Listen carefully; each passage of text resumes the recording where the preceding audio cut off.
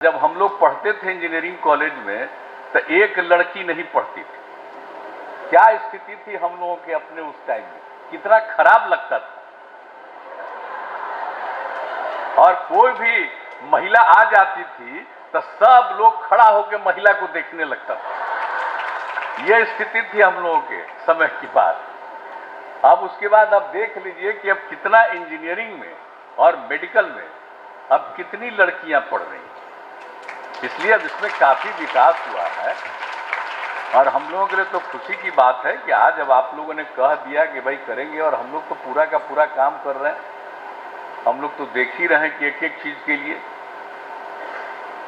महिलाओं की ही मांग थी, तभी तो हम लोगों ने शराबबंदी लागू किया और उसके बाद फिर दहेज प्रथा और बाल विवाह के खिलाफ भी अभियान शुरू किया।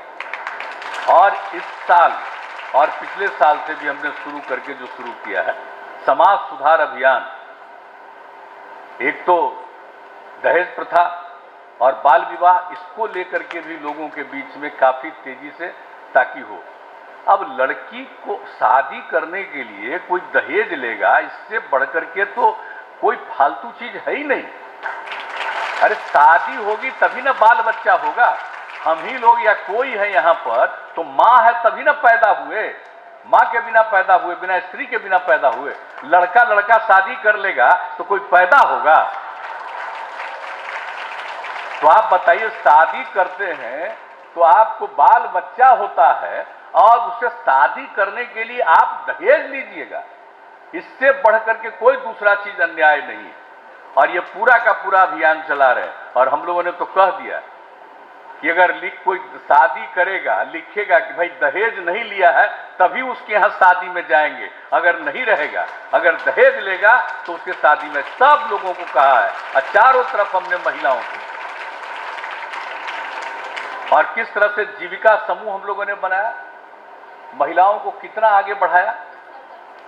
स्वयं सहायता समूह में कितना कम, और जो कुछ भी हम लोगों ने जीविका समूह शुरू किया, अब कितना बढ़िया जो जीविका समूह हम लोगों ने बनाना का नामकरण किया। अब इतना अच्छा हुआ कि उस समय की जो केंद्र सरकार के लोग आए देख के कहे बड़ा अच्छा है ये तो जीविका समूह, यहाँ और नाम दे दिया देश भर में आजीविका समूह। आजीविका का मतलब कि बिहार की जीविका ही देश भर में आ जाए, वही ना आजीविका है। तो एक एक चीज जो यहाँ हुआ, और सब लोगों को हम ये अभियान उन्हीं लोगों के करने के चलते शराबबंदी की बात शुरू हुई, जो उन लोगों ने मांग किया 95 में, और 96 से हम लोगों ने लागू किया। तो एक एक चीज के लिए किया।